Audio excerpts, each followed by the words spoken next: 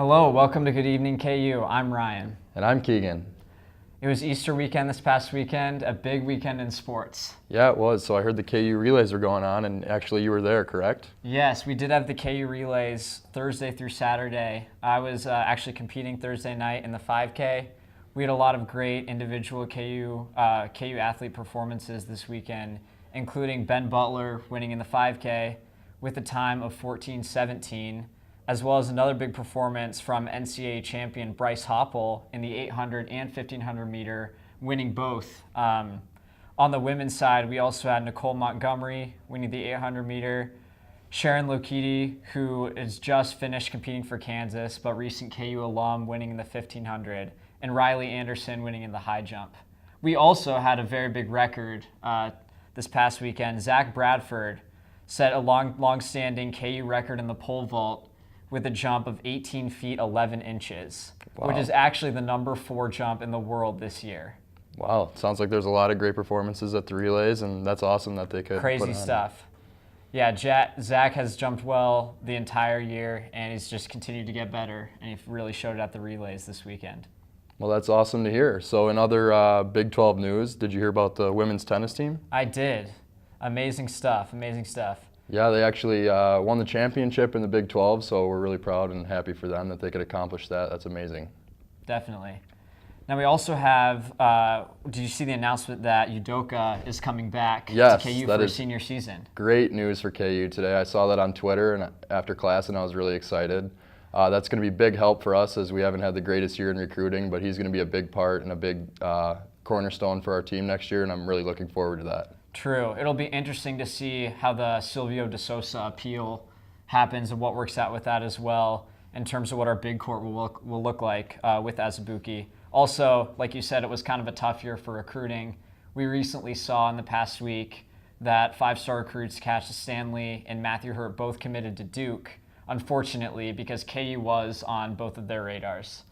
Yeah. So that was frustrating, but I think we'll still have a good season. Yeah, I think we're going to have a great season as well. And I also think that some of our guys who decided to test the NBA waters might get some feedback and hear about their potential and might even decide to come back. So we're going to have to wait and see that they do what's best for them as well. We'll see if Quentin Grimes will be drafted. That's a question mark as of now.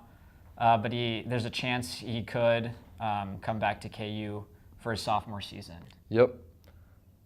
So another draft news as we're on that, the NFL draft is this week. It's on Thursday. True. A lot of great players in that this year, and some teams are looking to maybe get somebody who can help them get to the next level. Somebody who could do that is maybe the Kansas City Chiefs, who are very close this year. So do you know what positions at all they'd be looking for?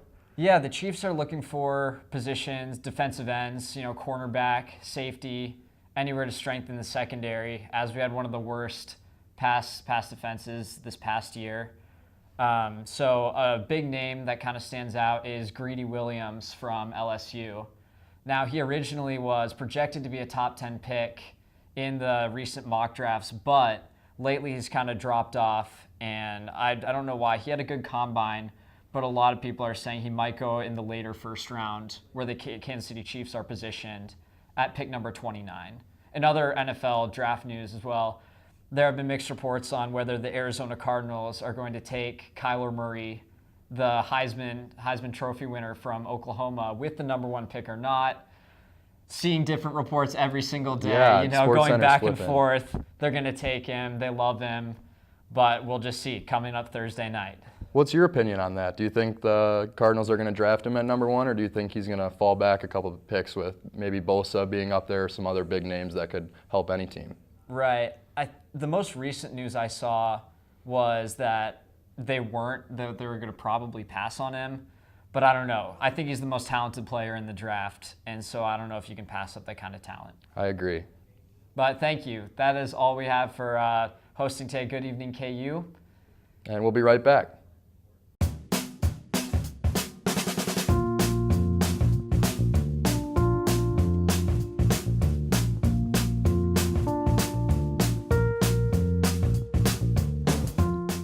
Shop local in the heart of the city, you support the people that make our community thrive. The money you spend here stays here, in this place we call our home. Lawrence, Kansas, where there's good old-fashioned hometown pride. Eat local, drink local, shop local. Hi, and welcome back to Good Evening KU. Today we have a very special guest. We have Tatum Schlossberg. Hi. And she is an inspiring kindergarten teacher, and she's currently doing her student teaching practicum right now. So we're gonna talk to her all about that. So how come you want to be a kindergarten teacher? Well, I've always wanted an occupation that could give back to the community and help people, and I knew med school wasn't for me because I don't do well with blood or goriness, and my grandma, my great-grandma were school teachers, so I decided to do the profession of education. What age did you want to be a school teacher? Like what age do I want to teach? What age did you I figure know? this all out? Yeah. I kind of knew when I was like elementary grades, because when we would like play anything, I would always like want to play teacher, and I remember. school. Yeah. So what grade are you currently teaching? So I'm currently doing my student teaching practicum at John F. Kennedy, which is in Kansas City, Kansas, and I do it 2 days a week, and I'm doing 5th grade. Cool. So what's your favorite and least favorite part about having 5th graders? Well, I wouldn't say there's a least favorite part. I love everything about teaching. It inspires me to be a better person every day.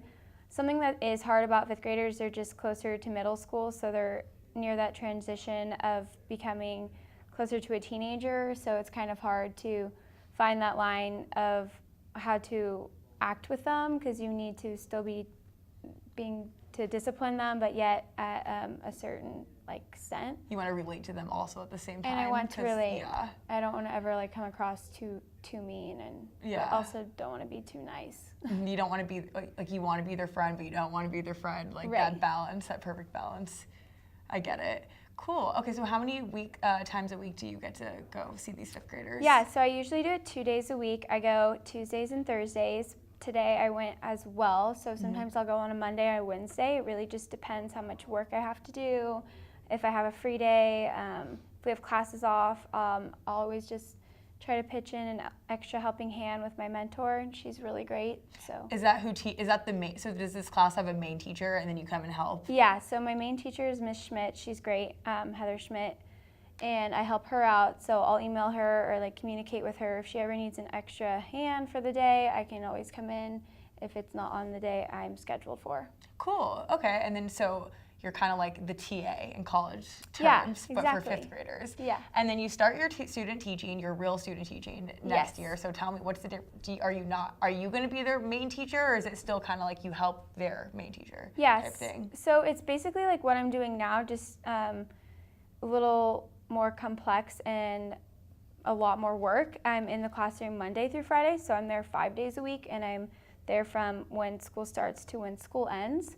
I start soon as school begins, so I'll be at Starside Elementary, which is in DeSoto, Kansas, and I'll be doing kindergarten, which is exciting. Your dream, yeah, that's Yeah. cool.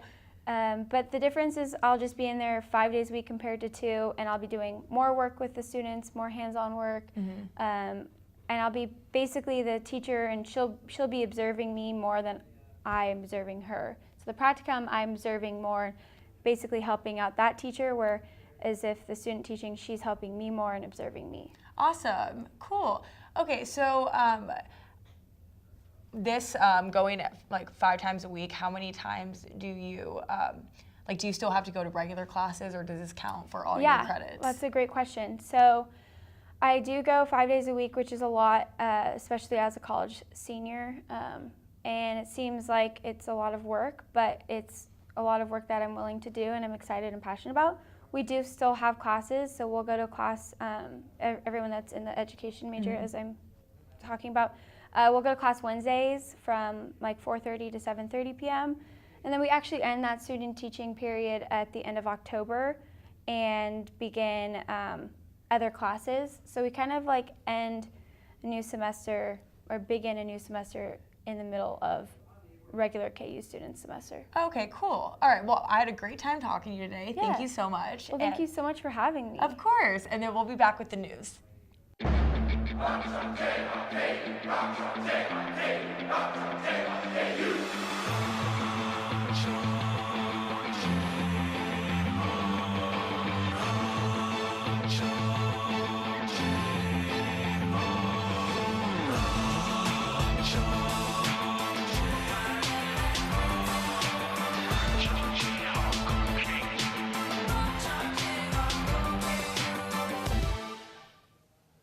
Welcome back. I'm Taylor.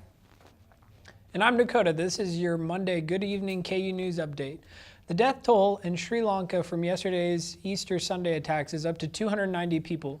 Police have identified and arrested 24 suspects in addition to the 6 suicide bombers who were killed.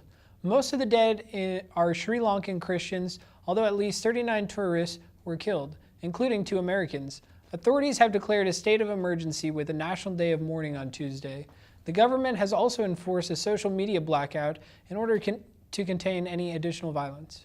The woman who was attacked by a tiger at the Topeka Zoo on Saturday is now out of intensive care. Zoo officials are still investigating what caused the 7-year-old Sumatran tiger to attack the woman while several visitors were watching.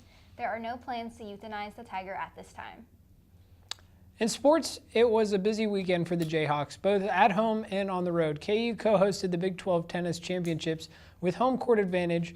The women captured their first ever Big 12 title. After a narrow semifinal victory over Oklahoma State, the Jayhawks knocked off the 7th Texas Longhorns for the conference championship. Kansas won the doubles point and 3 of the singles matches to lock up the victory and gain the automatic bid to the NCAA tournament. It was an exciting day here at the 92nd annual Kansas Relays, especially for the Kansas Jayhawks. Kansas freshman Zach Bradford won pole vault today with jumping 18 feet 11 inches, putting him at 2nd in the NCAA track and field world and 4th best mark in the world currently. Bryce Hoppel kept his streak alive, winning the 1500 and the 800 today, and he still remains unbeaten in his individual events. Cordell Titch had quite a busy day, winning 1st in the 110-meter hurdles, 1st in high jump, and 5th in long jump. From Rock Chalk Park in Lawrence, Kansas, I'm Sydney Kolozinski. The baseball team lost 2 of the 3 at West Virginia, but played well against the number 20 Mountaineers. After a 1-0 loss in the opener and an extra inning loss in Game 2, the Jayhawks won 6-5 on Sunday to end the series on a positive note. Kansas will host Creighton on Wednesday night before traveling to South Carolina next weekend to take on Furman. The softball team also lost 2 of the 3 this weekend at Texas Tech. The Jayhawks won the first game of the series 6-4, but then fell 10-2 and 4-1 to the 12th ranked Red Raiders.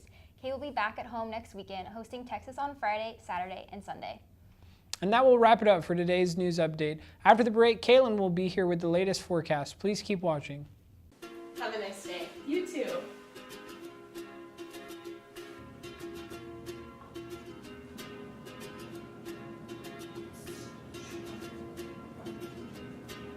Have a great day. Thanks, you too.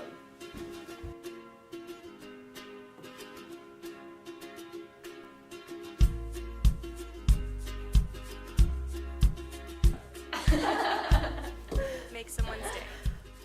Pay it forward. Welcome back. I am Kaylin Cameron, here for your Good Evening KU weather update. And joining us as usual is Jade. She is outside and on campus, ready to give us a live look at what the weather's like outside. So Jade, where are you and what's the weather like there?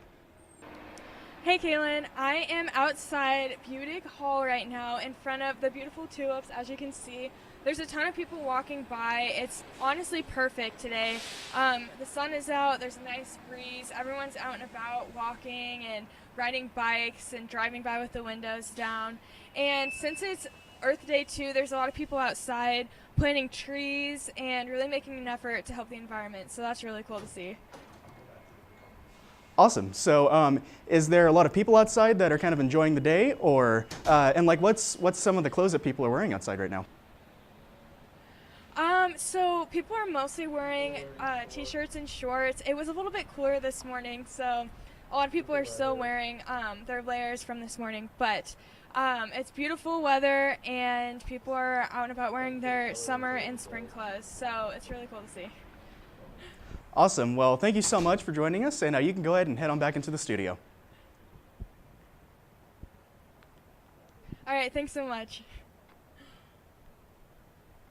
All right, so like Jade said, right now it's an absolutely beautiful day outside. And if we take a look at the weather, what it's going to be like as we get closer into the night, we're going to have a few clouds in the sky going into nighttime. Temperatures in the mid to lower 70s. As we get closer to 8, 9 o'clock, more bedtime for some people, temperatures are going to go down into the mid 60s and lower 60s. Winds are going to generally be out of the north or northwest, a bit breezy winds, 10 to 15 miles an hour, but really nothing too bad. So as we go into tonight, the partly cloudy skies that we have now, we're actually going to see a little bit of a change in the cloud cover. Clouds are going to become a little bit heavier as we go into the night. Temperatures actually dropping down to 48 degrees. Winds again out of the north-northwest, 10 to 15 miles an hour, but thankfully no chance of precipitation. And going into tomorrow, we will see these clouds stick around, but we will actually see a chance for showers in the afternoon, only 40% chance of rain.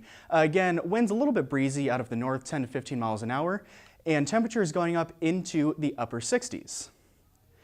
Now, going into the rest of the week, as we already talked about, there is a chance for rain tomorrow, but we will see the skies kind of clear up. We will see some partly cloudy to sunny conditions towards the end of the week. Kansas City Royals are going to be playing in Kansas City, Kauffman Stadium, Friday, Saturday, Sunday, and Monday. And Sporting KC is actually going to be playing in Kansas City on Saturday too. Looks like we're going to have some really great conditions for those games. And actually, as we go into Saturday, this will actually be the best time if you're going to be going to the baseball game. This will be the best day to go. As we go in, whenever the stadium opens up at 4:30, we're going to have some mostly cloudy conditions. Temperatures up around 80 though, so might be a little bit warm for you. But as first pitch rolls around, partly cloudy skies, temperatures of 77 degrees. Game time is at 6:15. The game will be against the Los Angeles Angels. And this is also the same day as the Sporting KC game. So if you plan on going to that, it will also be really beautiful conditions for the game. So thank you so much for joining us tonight, and we will see you next week.